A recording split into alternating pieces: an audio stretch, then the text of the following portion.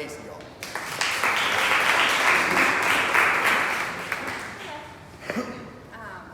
Yeah, this is my very first time ever publicly speaking like this.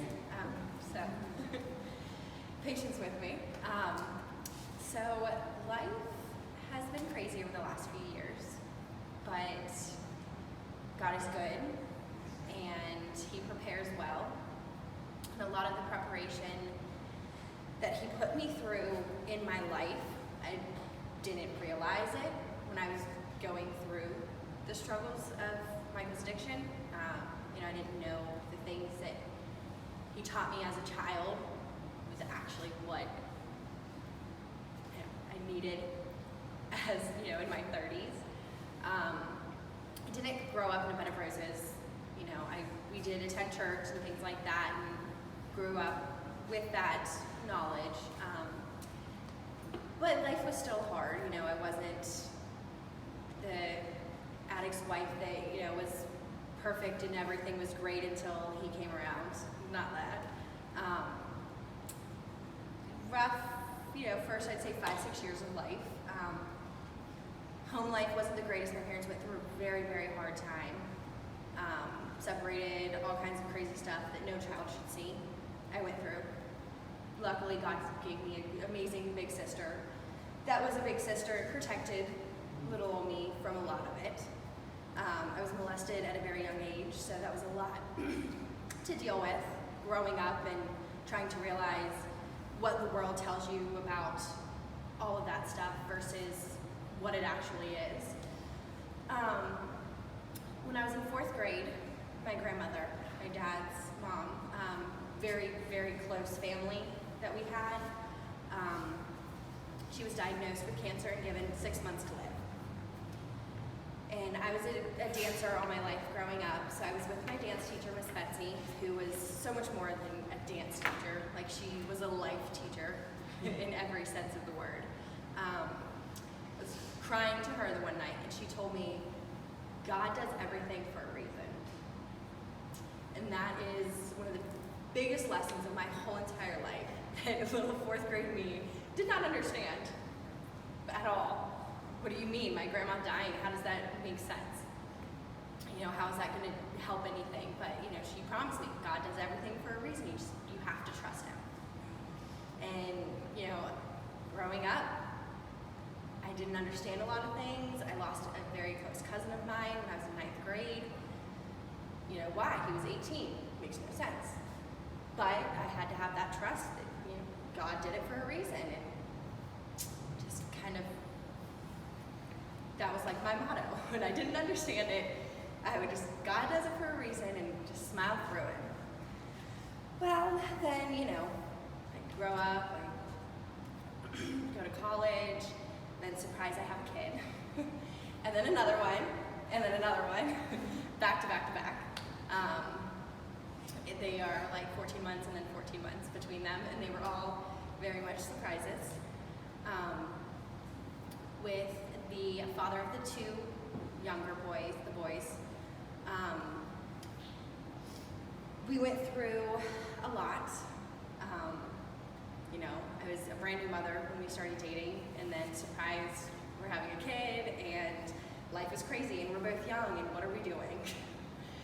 So he decided to drink it away.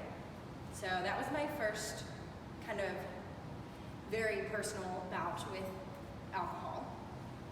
I partied a little bit, the normal things, but it never went to any extremes. But I definitely lived it with him. He decided, drinking and having fun was more important than those kids we were supposed to be raising. So I became a single mother with 3 kids, and not very much help because my daughter's dad has his own alcohol problem. Didn't affect us much. We were in a very quick relationship, but it has affected her whole life. So there I am, single mom with 3 kids. What am I gonna do? They partied, they had their fun, and I handled life because that's what you do, right? You do it. And God does everything for a reason. And so through another relationship. I have one of those, blessings and cursings. I see the good in people. I was raised that everyone's beautiful in their own way. There's unique things, there's amazing things about everyone, and you look for those things. So I always looked for those things. With my boy's dad, I found the good in him, and I hung on to that. No matter how many times he would show up drunk at home and throwing up in my parents' house and all of the beautiful things that come with that, I hung on to the good parts of him because I knew they were there. And then the next relationship, found the good in him, and I hung on to those good points, and it was a huge disaster again because of alcohol. That's when I did start to fight with God a little bit more of like, okay, you do everything for a reason, but why me? Like, what am I doing? I'm trusting you, and you're showing me these amazing things about people, and I'm trusting you, and then it's a huge disaster. So I had my own little battle with God on that one quite frequently. After that relationship ended horribly with restraining orders and courts and all of the fun stuff that comes with that. Then that's when I met Michael, re-met him after high school. And we started dating, and things were good. And then that drinking came up again. And I'm like, what is going on? Third one, 3 in a row, or 3 strikes, you're out, what's going on? So it was hard. We're good until he put both rings on it. And then it kind of went downhill because he's like, well, I got you now. The drinking started, and then the drugs started, and it would happen in quick little spurts, and then it would happen all the time, and all the time, and all the time. And I found myself just fighting with God, like, why? Why? We now have 7 children between the two of us. These are 7 innocent lives being affected. Why are we doing this? And then I realized all of these horrible relationships that all ended and were horrible because of the drinking. And it was like he was putting me through that so that I was prepared for what I had to do with him. And what it was I was focusing on the wrong relationship the whole time. I was so, bent on, I have to make this work with the boy's dad. I have 3 kids now, this is the second dad, I have to make this work. What kind of person am I? I was so bent on making that relationship work, I forgot completely about the relationship with God that was supposed to be my focus.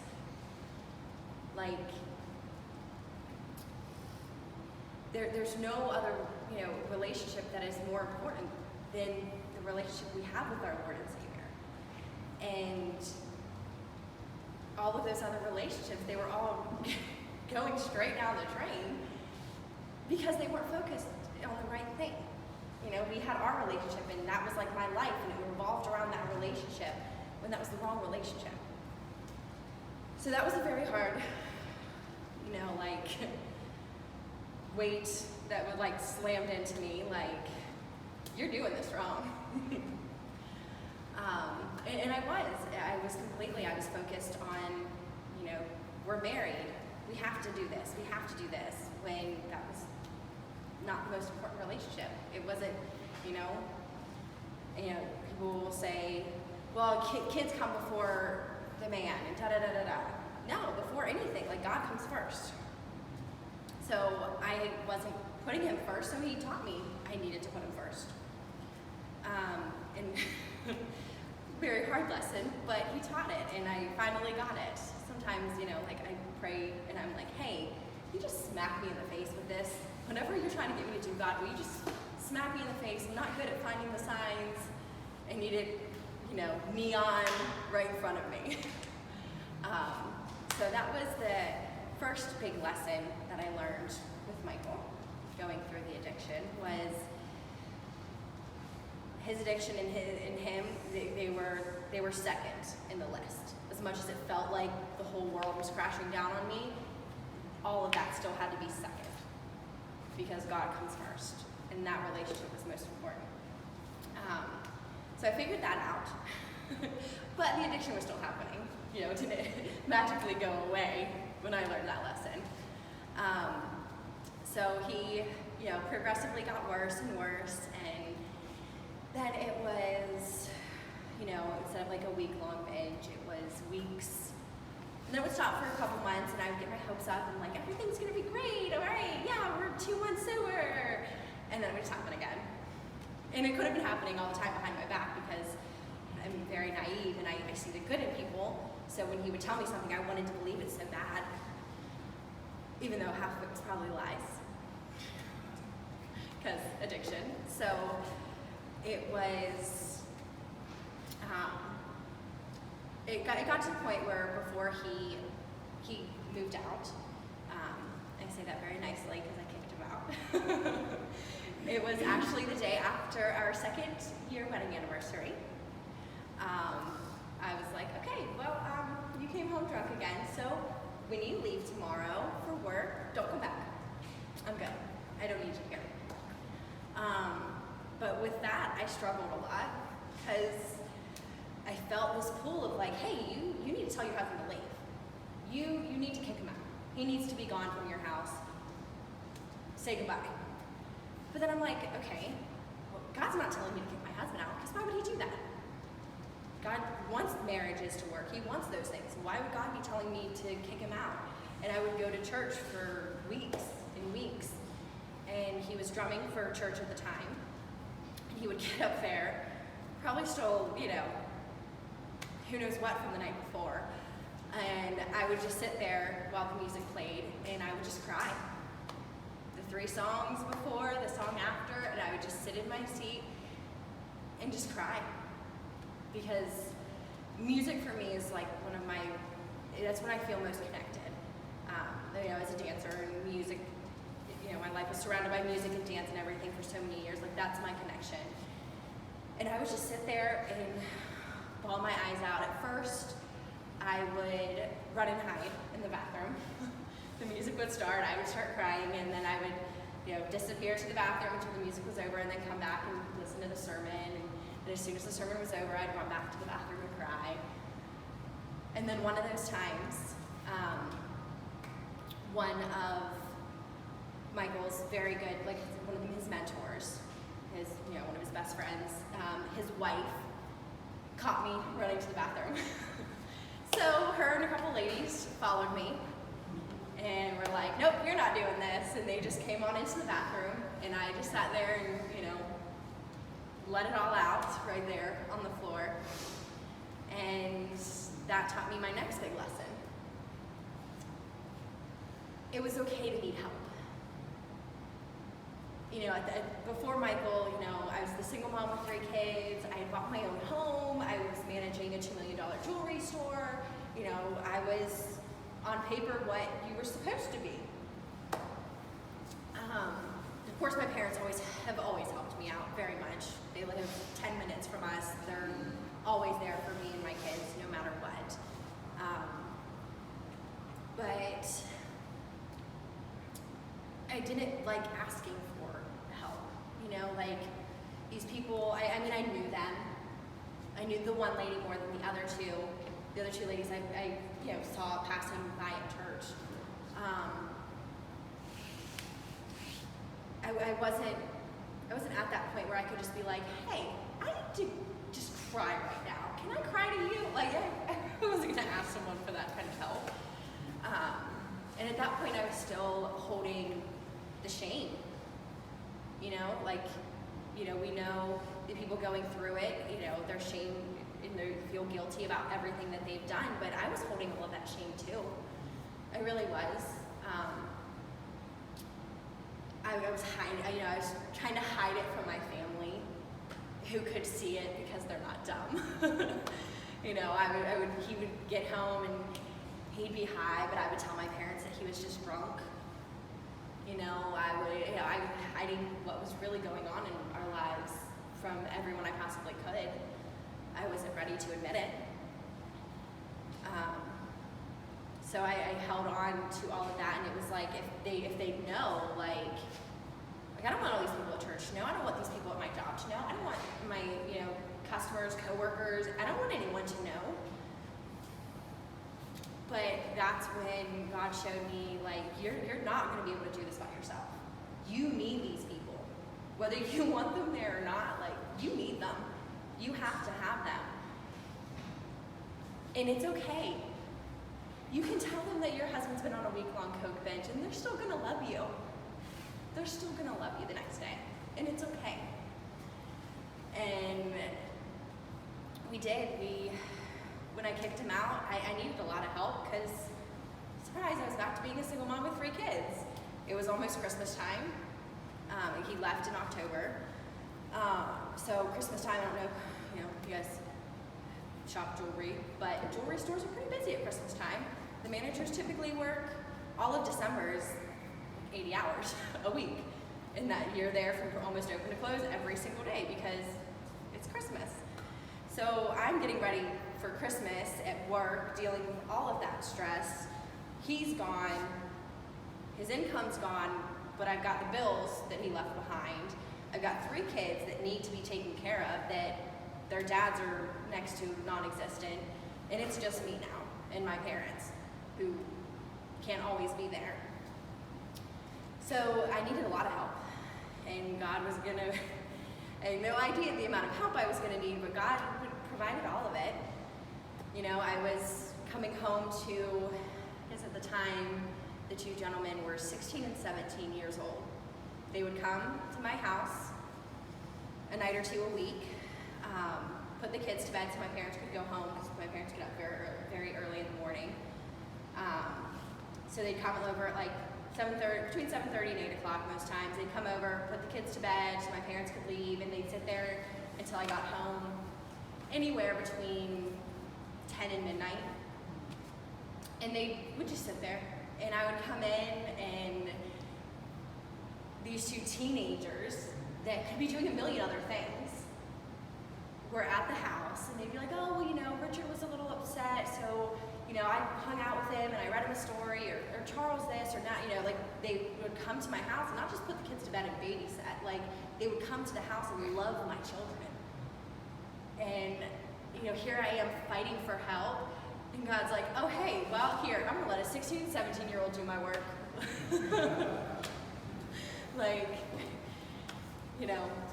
very humbling experience that, but that's what I needed, and that's what he provided, and of course, out of that has been amazing relationships, so very thankful. But, it was, a couple from church, they would come and sit over, and, they had their own lives, but they were stopping their lives to come and help. The church definitely showed me what a church family was. I grew up in churches. When I went to my grandpa's church, that was a church family, but it was a very small church. But I kind of went to a big church most Sundays. We were at our house, and we didn't have that church family. Like, we weren't a part of that. So God definitely used that to be like, you need help, and here's the people that are going to help you, and this is what the church is. This is how it's supposed to be. And it definitely taught me huge lessons on what we as Christians what we're supposed to look like and how we are supposed to love other people. Because at that time, with all of the stuff I had been through before Michael, of course, jaded horribly everything that he did to me, and I didn't have a lot of love in my heart for anyone. I loved my kids, but they got on my nerves because I was so stressed out about everything, so it was definitely not the best mom in the world. And then the shame of feeling like I was choosing my husband over my children and all of that goes with it. But that was the second big lesson that God taught me, was like, you need help. And we're going to humble you and let it come from next to children.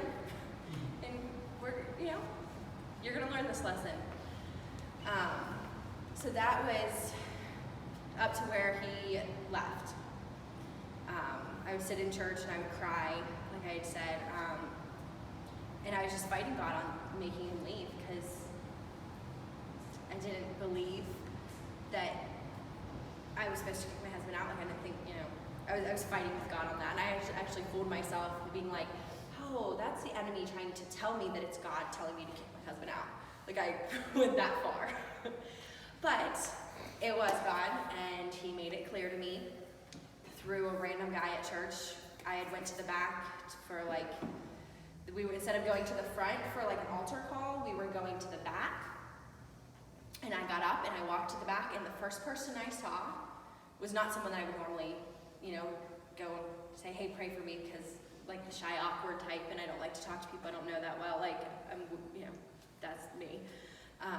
So normally I would stick to those people that I did know. I didn't know this guy very much. I mean, I'd seen his face and, hi, how you doing? That was it. And I just walked up to him and I said, hey, I think God's telling me to kick my husband out, and I don't know if that's what I'm supposed to do. And he would kind of looked at me like, whoa, wasn't ready for that, let's pray. So, but when he prayed for me, I knew it. That was, it was God saying, it's time. So I kicked him out the next day. He left, he was gone. And of course it got a lot worse before it got better. He had signed up when he was going to the, Christian rehab facility.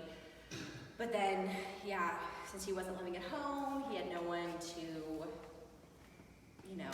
no accountability between October and December. He went a little crazy. I guess that's a nice way to say it. He was having the time of his life. But, during that time, I was like, okay, well, I don't really want anything to do with you. You're my husband, and I love you, and I want you to get the help, and I don't know what all this is going to look like, but I don't want to talk to you like this. I should tell Mom all the time, well, you're not my husband right now. Get away from me. And he would get so mad. So mad. But he wasn't. When he was under the influence, he was not my husband, and I didn't even, half the time I wouldn't even sleep in the bed with him. I didn't want to be anywhere near him. I would be like, oh, I have to go do something, and I'd go find something to keep myself busy until he passed out on the couch so that I could go to bed without him. Or if he went to bed first, I would just fall asleep watching TV on the couch because I didn't even want to be near him at all. Which of course that started a lot of fights because who wants to be told you're not my husband? But that's how I was living life with this stranger in my house. And it, was like that on the phone even. You make that call and, hey, what are you doing? And you can hear it the second the phone would pick up that he was drunk. And I don't want to talk to you. So, most of that time, the few months that he was not living at home, we didn't talk, or as little as possible. I remember at one point it was 11 or 12 days without any kind of, I would not answer the phone. I wouldn't even open the text message. Because if you open the text message, he would see that I opened the text message. And I didn't want to give him that little bit of, you're thinking about me in any way. So I didn't do nothing. Because I just needed to make it clear to him, I'm not dealing with that other person. I called the other person Jack. So when he was Jack, I didn't answer. So, didn't deal with Jack. Didn't really know what this rehab was going to look like. I didn't know if he was coming home. I honestly, when he went down, there's 2 weeks that you don't get to talk to him. And those were the most peaceful 2 weeks I'd had in 2 years. Because I couldn't speak to him. He wasn't calling me. He wasn't texting me. There was nothing. It was great. After what we had just went through, it was what I needed. But I had started therapy once I kicked him out. So at this point, when he went to the rehab in December, I was already a few months in. I was going to sessions once a week for the first few months. Because I was like, look, while you were out being Jack, you turned me into someone I didn't like. And it did. I did not like the person I was. I was not the mother I was supposed to be. I was not the friend I was supposed to be. I wasn't the daughter. I wasn't the sister. I was not anyone that I liked. and it was who the addiction made me be. I was on edge constantly. Yeah, it was the worst of me that I've ever been. But going back to what I was told as a fourth grader, God does everything for a reason. The not so pleasant few years my parents experienced taught me a lot, because they were fine afterwards. They went and they got help with, they did counseling, and they got, the church involved, and today, tomorrow they actually celebrate 41 years together. Mm-hmm. So, that I went through that, and it was horrible as a child, but it was the biggest lesson that I needed for my own marriage, was that if you trust God, He'll fix it. He fixed my parents, and that was definitely a lot of work for them to fix that.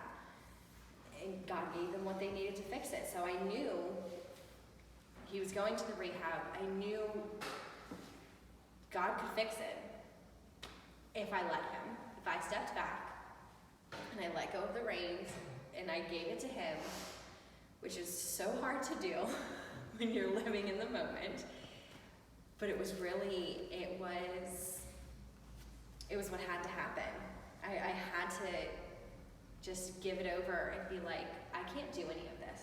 God, I can't do this, I can't do this. I remember going into my room, and of course, being the mom, I don't want to sit there and cry and everything in front of the kids, so I would always go into my bathroom so that I could lock my door and then lock the bathroom door, and there was no way they could get to me.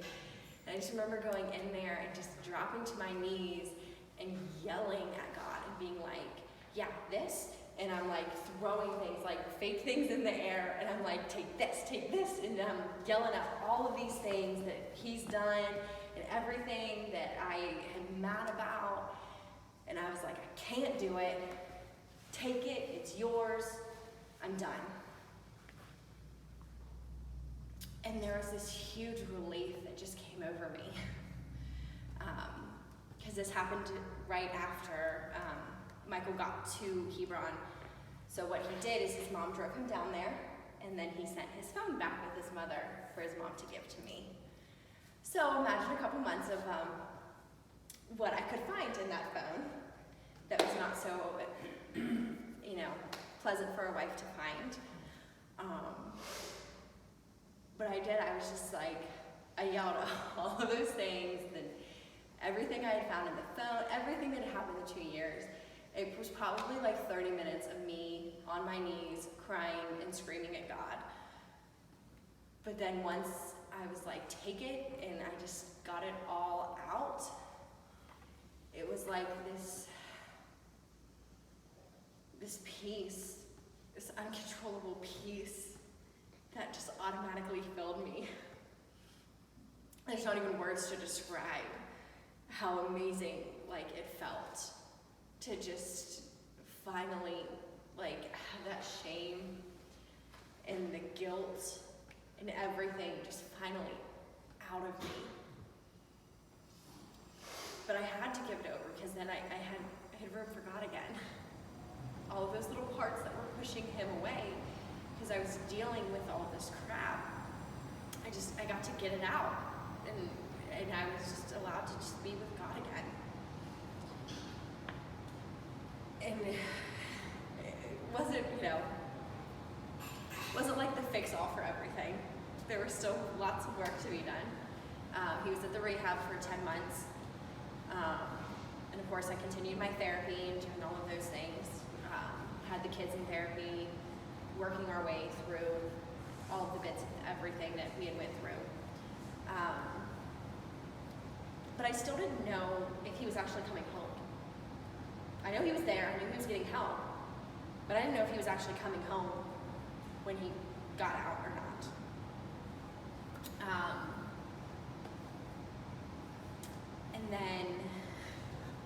And then we had a nice little trickle of all of the bad things that could happen. Well, not all of them, but we went to visit him, me and 4 of the kids. Went down to North Carolina to visit him one weekend. That's all that we were allowed. You could actually go every weekend, but my rules.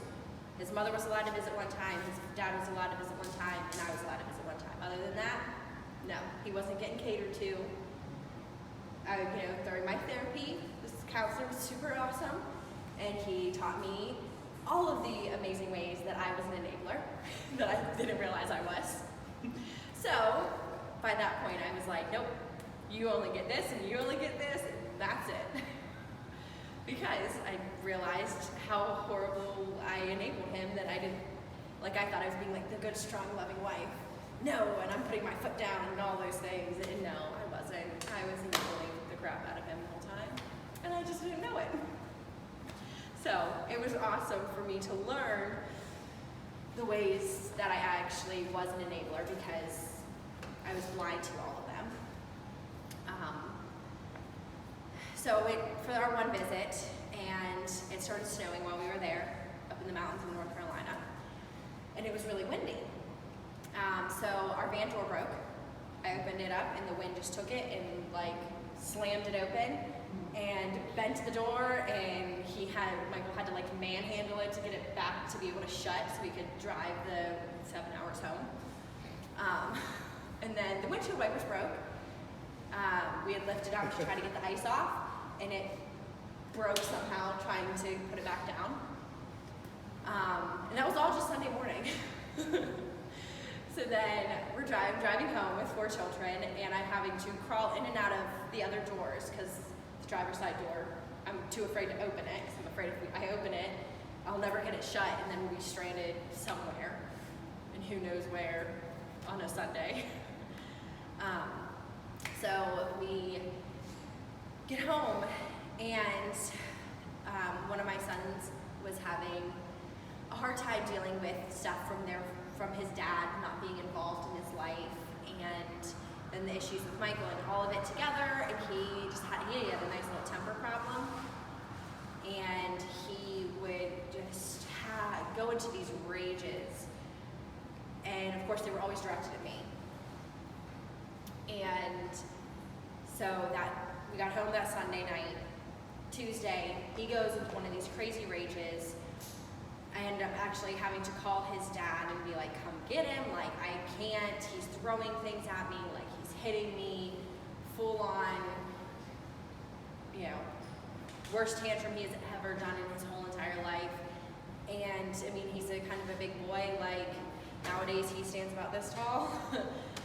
So granted, it was a couple years ago, but he was still pretty tall, pretty strong, and so, him going against me was never a fair fight for me. So he goes off with his dad, I go in to get my other kids from dance and swimming, and a deer just clobbers into the side of the van. Great. All the emotions about that. The van that we had was my grandfather's, that my parents bought off of the family when my grandpa passed away, and then we bought it off my parents. But even though it's mine, it's still my grandpa's van. And so I had to call my dad and tell him I just wrecked his dad's van. And that was so emotional. On top of what Charles had just done and everything else, it was a big, huge mess. It was like all of the attacks that the enemy could throw at me. He was like, oh, okay, well that didn't break you. Let's try this. Let's try this one. So I'm sitting there in the freezing cold, middle of January, waiting for my dad to come, because it got the radiator, it got everything. So I couldn't even, I couldn't start the van, sitting there in the freezing cold, waiting for my dad to come and the tow truck to come and everything. My dad had to go pick up the kids, and then I was on the way to go get. So it was like an hour and a half. So then the next day, I have to go get my car inspected, because without the extra income that I was used to in the house and paying all the bills myself, vehicles, if one breaks down and you don't have the money to fix it, you drive the other one. So I was driving the van because I couldn't afford to fix the car that I had been riding around on a dead inspection since November. So finally I have to go get that inspected because it's January, and couldn't get by any farther without, with riding on a dead inspection. So I'm sitting there, and the they come out and they're like, okay, well your car needs this, like a big long list of all of the things that had to be done before they could inspect it and pass it. Of course, that's a lot of money. So I'm like, okay, well, what's on the list? And I call my dad and I'm like, okay, here's what's on the list. What can you do? Because my dad's real handy.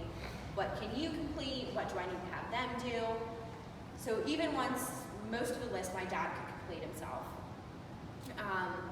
get them to fix what my dad couldn't,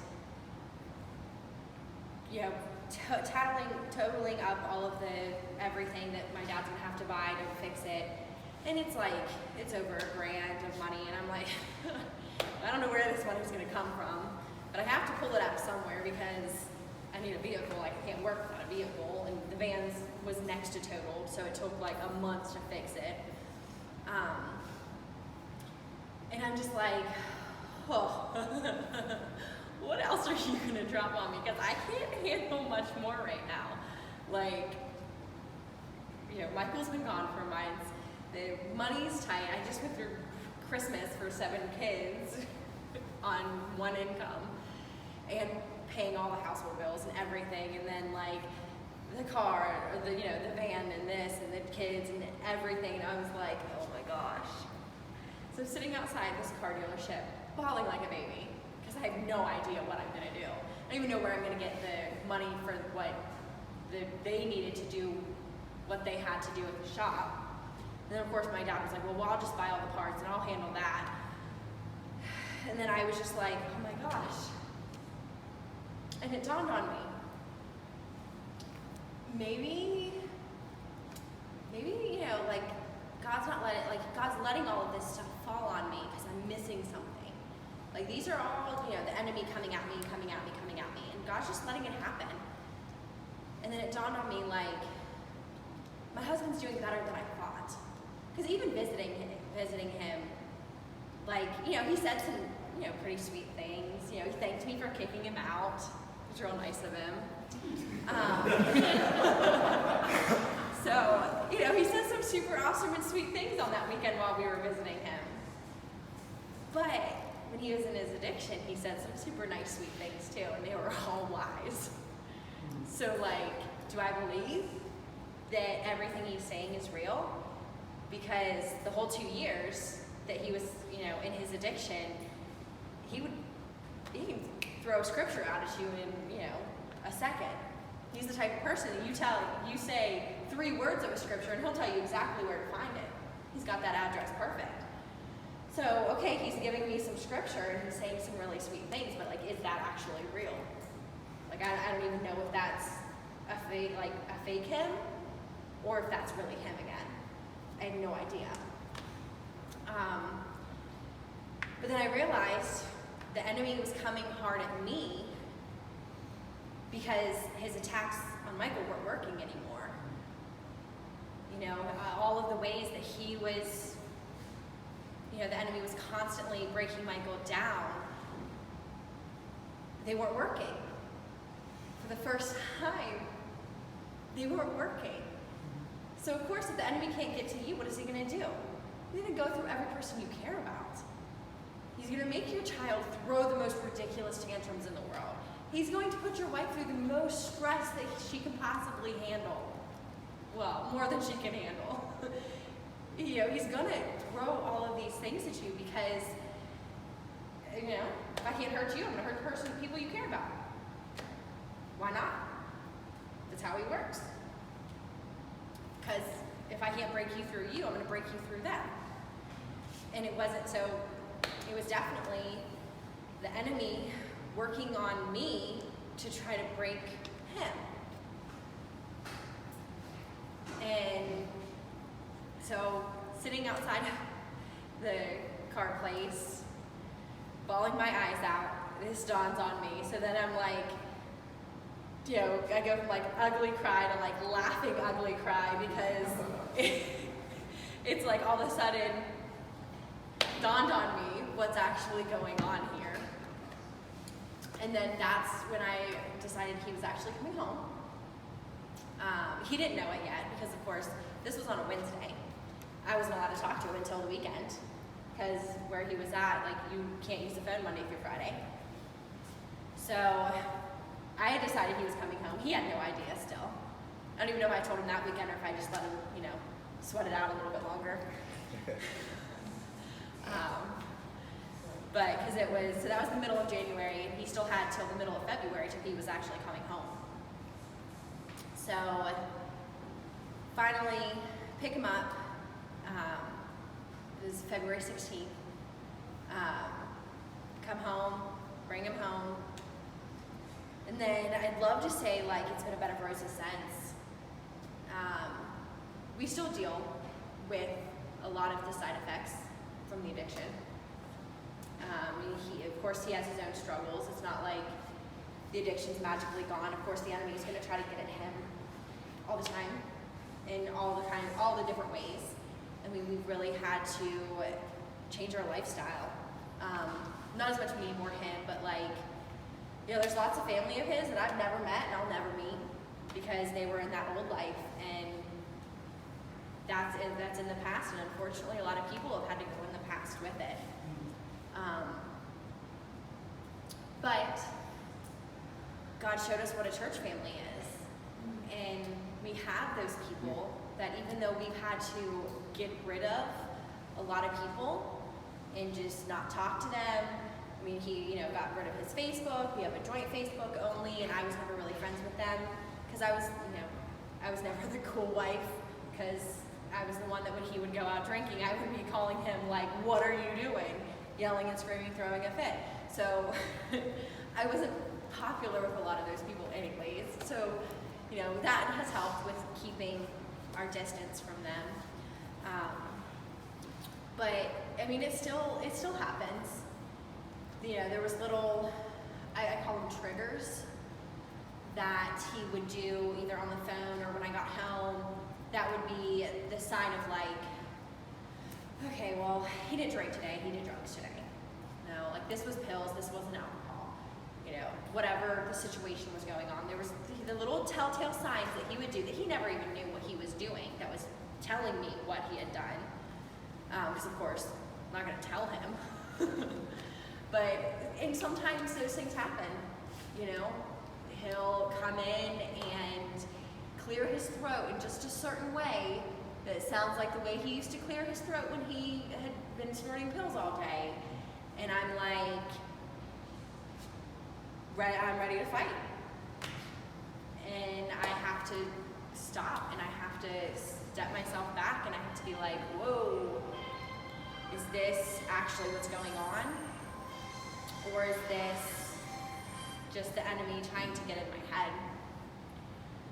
And there's some times where I'm like, and I've told him a million times, like, look, I need a minute. Something you just did, I need a minute to process this in my head, because it's not real life.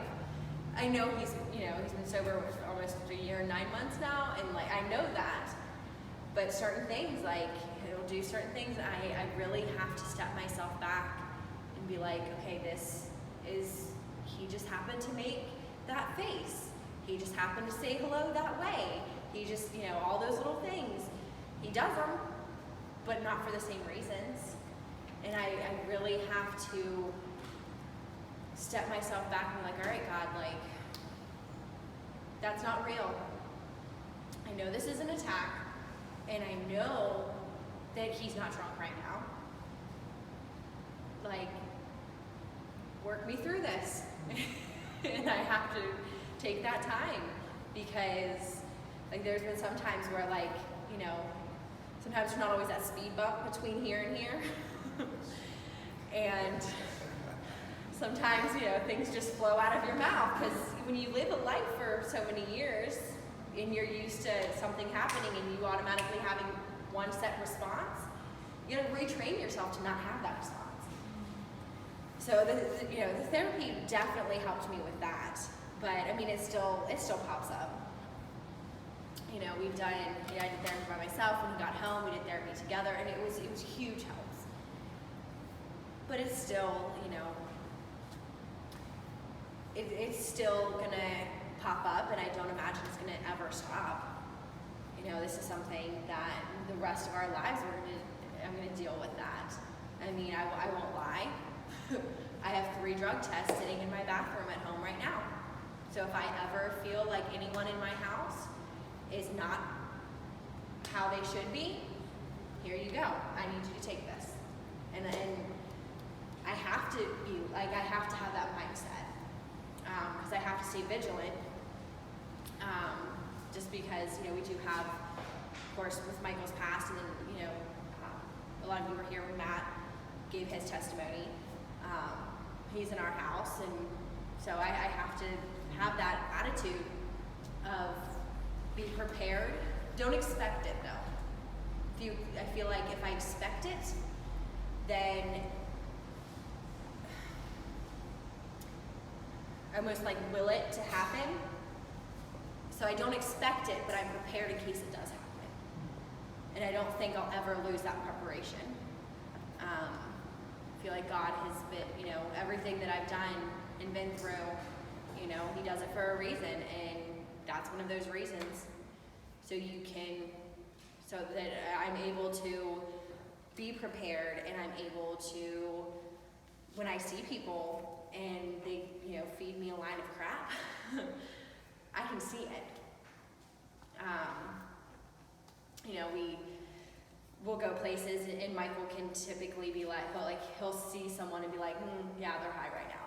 Things like that. But, I've gotten my own little sixth sense of like, start saying something to me and I'm like, you're full of it. That's an excuse. That right there is an excuse. I'm not an excuse person. That was like that was our main thing we would always fight about.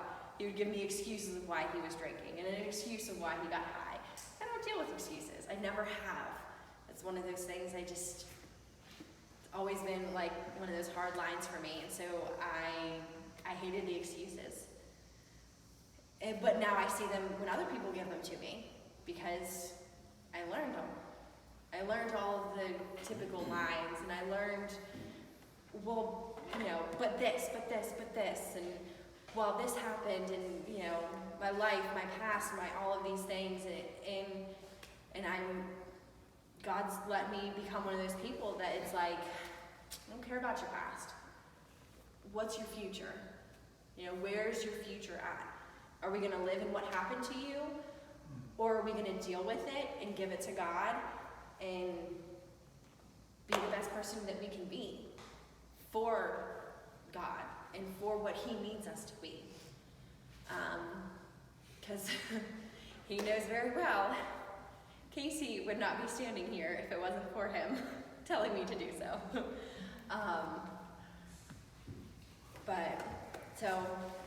That was our life for the last few years. Those were the lessons God taught me. The, less than easy way He taught me all of those things. But, they're definitely things that I'll get to take with me forever. When He tells me to do something, I need to do it. When He tells me to ask for help, I need to ask for help. He does everything for a reason, and we have to trust, and we have to learn from what He's having us go through. Because if we don't, who's going to be affected by us not learning our lessons and giving it to Him? If we give our lives to Him, He's going to use us in our story, whether as the addict or the addict's wife, and He's going to use the stories that He gave us to help someone else. And you have to be willing to